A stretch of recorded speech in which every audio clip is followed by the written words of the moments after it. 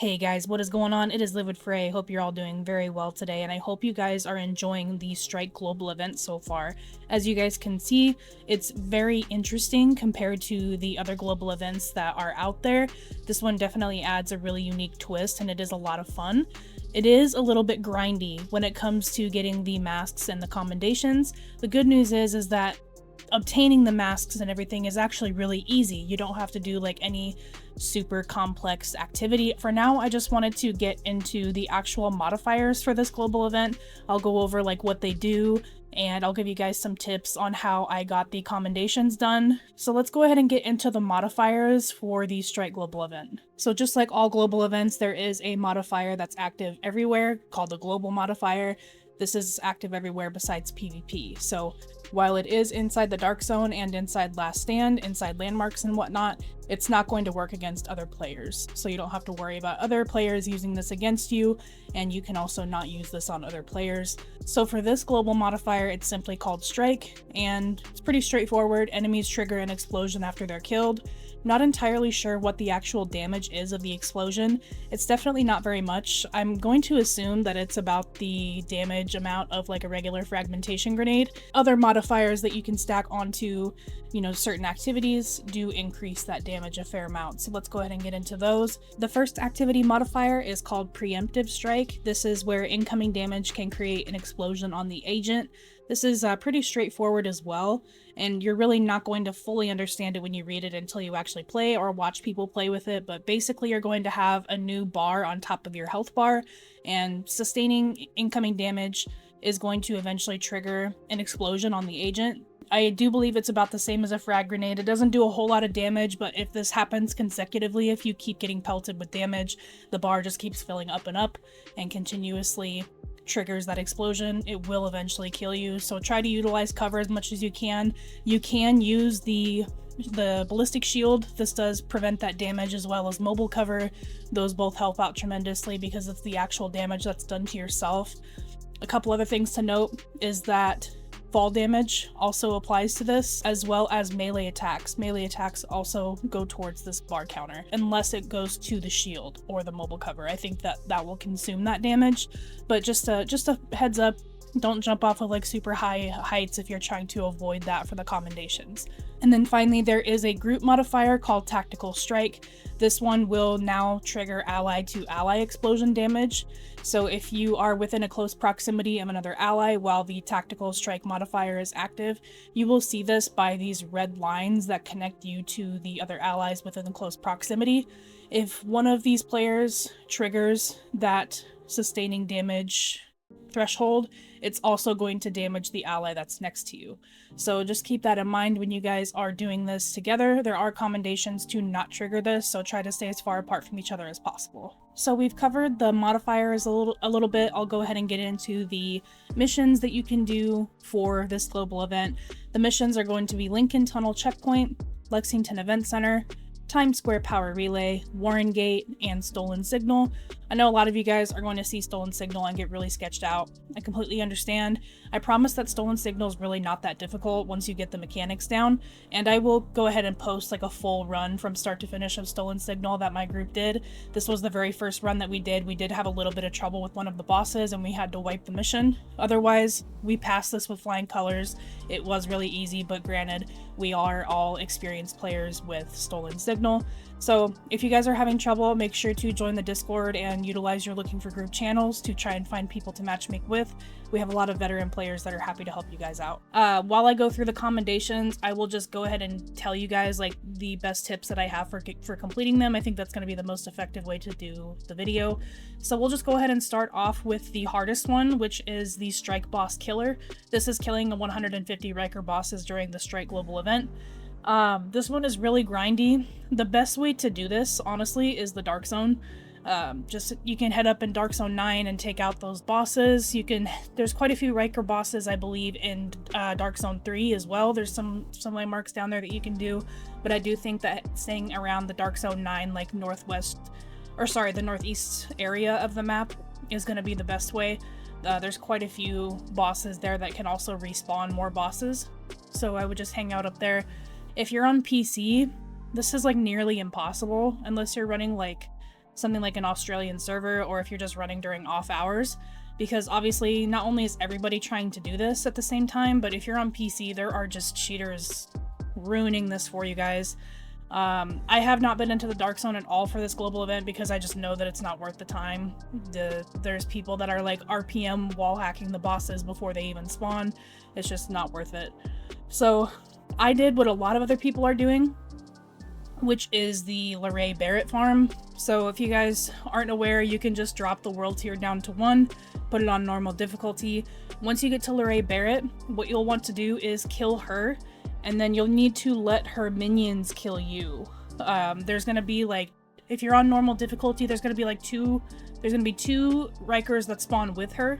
I usually just leave them alone, and I'll go straight for Larae Barrett. And she can do a couple different movements. So she's gonna spawn from the bottom door. She'll either go up either side of the staircase, so you can either try and predict which side she's gonna go on, but it's gonna be random every single time. And sometimes she'll stay on the ground floor and just split from the left or the right side. Personally, what I found the fastest method is just staying on the ground floor and then going up the staircase depending on which side she goes up. But really, it's going to be completely random. It's either going to take you a little bit longer, or it's going to take you no time at all, depending on which side she spawns on and which side you decide to go on. You could also do something like a sniper build, but it's going to take you longer to actually let the minions kill you. You're going to want to make sure that her minions kill you, because if you kill yourself, for whatever reason, when the encounter restarts and you kill Larae again, the mission just completes, even though her minions are still alive. So, just a heads up, you'll want to make sure that her minions actually kill you. You can't just kill yourself like with a tactician BFB. I tried this, and every time you actually kill her in the next encounter, it just completely ends the mission. So, save yourself the time and just let the minions kill you. I like to leave the other 2 alive that spawn with her, that way that there's more NPCs at the end to actually target you. A couple other tips that I have for this is actually skills to run. So the build that I ended up using was a tactician support build, and it just has a really strong pulse. For whatever reason, it seems like when you have the pulse and a flashbang, the NPCs just seem to target you a lot more aggressively. I don't really have a sure method for this, or rather confirmation for this method. It's just something that I did, and we found out that it works really, really well in legendary missions as well. When you're running a pulse or a flashbang, they just seem to be more aggressive about targeting you. So this is a method that you can do, because I found that if I didn't use these skills, the Rikers just kind of ran around and they like didn't shoot at me for a long time. But when I threw these skills on, they were pretty much aggroed on me as soon as they ran out the door.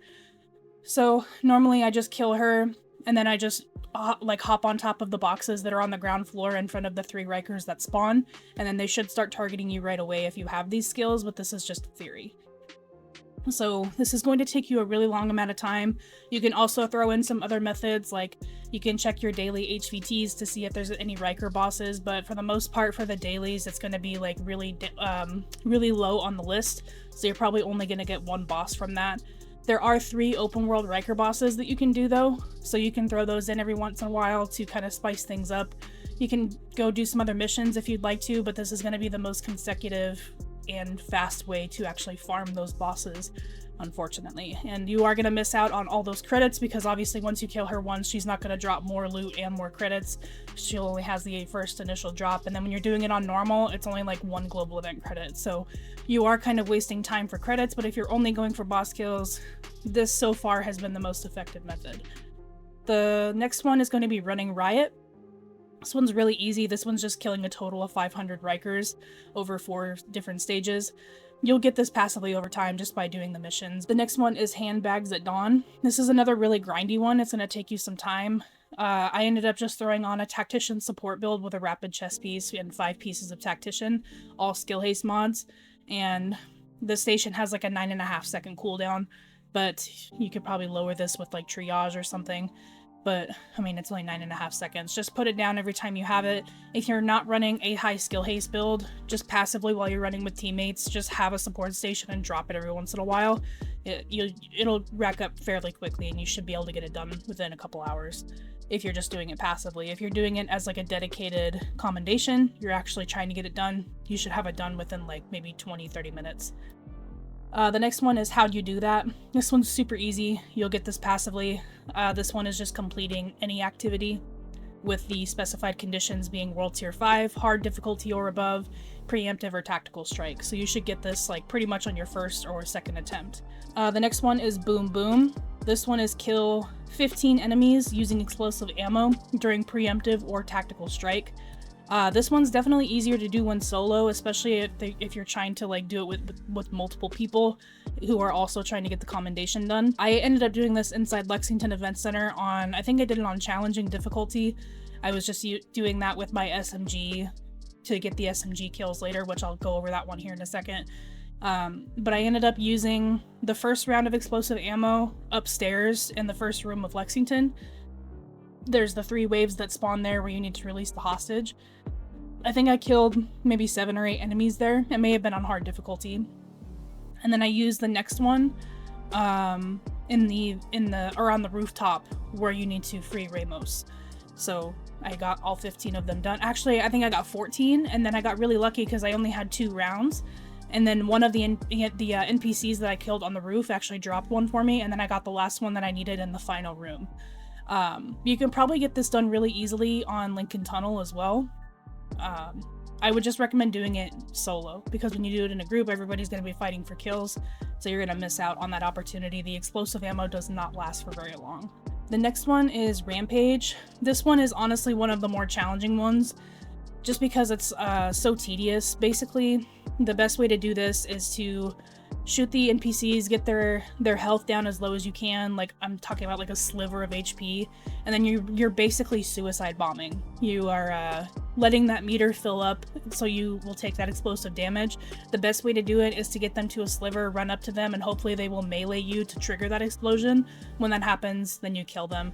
You'll need to kill a total of 100, so this can be very, very lengthy, especially because it needs to be done on World Tier 5 and at least on hard difficulty. The majority of these I did on Lexington, but I also did some of them at Lincoln Tunnel. So really any of them will work fine. It's just, it's really lengthy. A lot of these are just really grindy, unfortunately. The next one is Spray and Pray. This one's also really easy. You just have to use an SMG for all of the missions in this global event playlist. The only one that I had to redo was Times Square because I accidentally used my sidearm for Cool-Headed. It's like a muscle memory thing. But yeah, you should be no problem. If you're doing Stolen Signal, just use D3. You guys can alternate it. You guys can do it a couple times and someone else can run defense another time. Or you could even keep like the house while you're running Striker. It's pretty easy to get that one done. The next one is Detonator. You're going to get this one passively. You need a total of 150, but it's extremely easy. This one's just marking 150 enemies inside Tactical Strike. Yeah, you'll get this passively as long as you're running the Tactical Strike modifier. The next one's Pyromaniac. This one, you kind of have to set this one up, but the good news is you only have to do this once. So this one is Explosion Chain triggered with a grenade under the specified conditions being World Tier 5, hard difficulty or above, or tactical strike. You have to kill a marked enemy with a grenade to damage another enemy.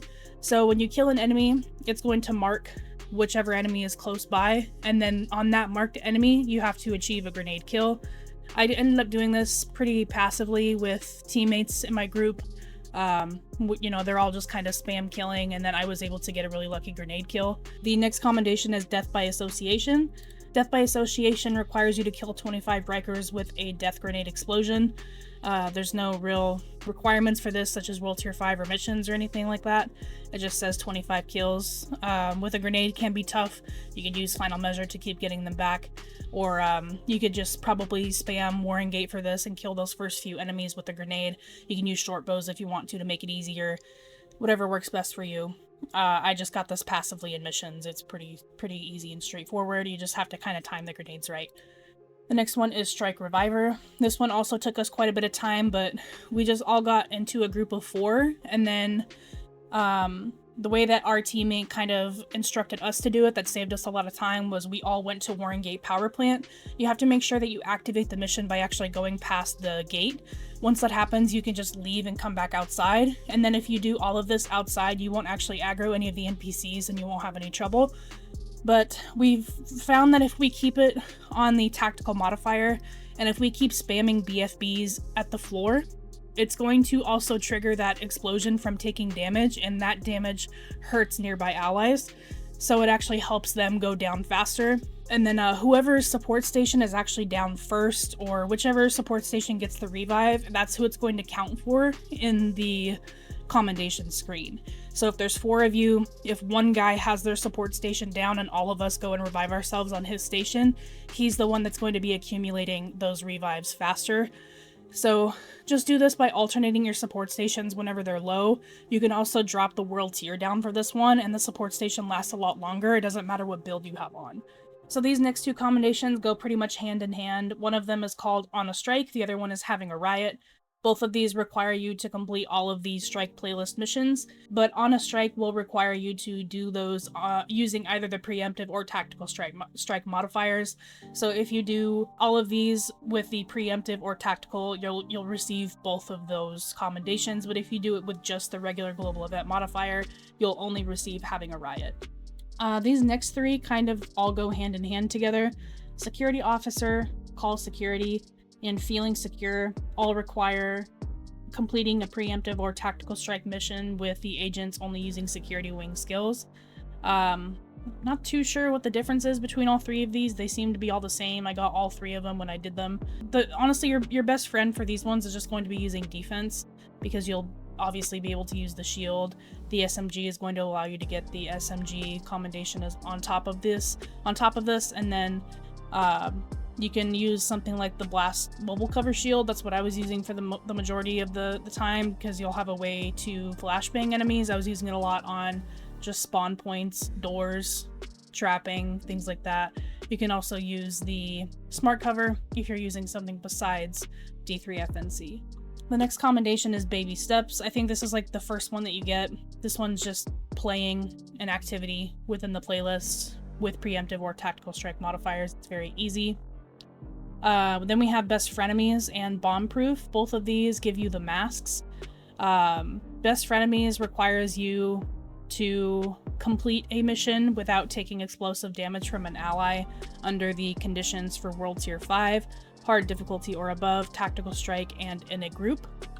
Bomb Proof is the same thing, but it's only taking explosion damage from yourself with the same conditions. Actually, Bomb Proof says preemptive or tactical, and Best Frenemies is tactical. So if you do tactical strike, you'll get both of them done. I did get both of these done in one mission. As long as you stay far apart from allies and you don't take too much damage, you'll be able to get these done very easy. These 2 masks are probably the easiest masks to obtain in the game, so I would definitely recommend getting on top of these ones because they're kind of a no-brainer. It really doesn't require any effort at all. And then the last one that I'm still currently working on is just buying the superior global event caches. Just keep earning points. You'll be able to get those no problem. And then once you're done with those, you can start buying the classified caches.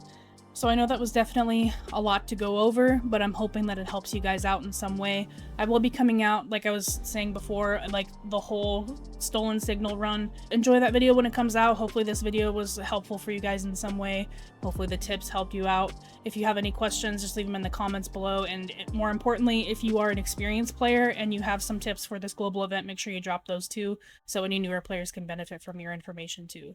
I try to pin like the really important ones, so if there's something that you guys comment that I think was really useful or that I haven't covered, I'll more than likely pin it for everybody else to see. But thank you guys so much for watching. I will see you in the next video. Have a great rest of your day.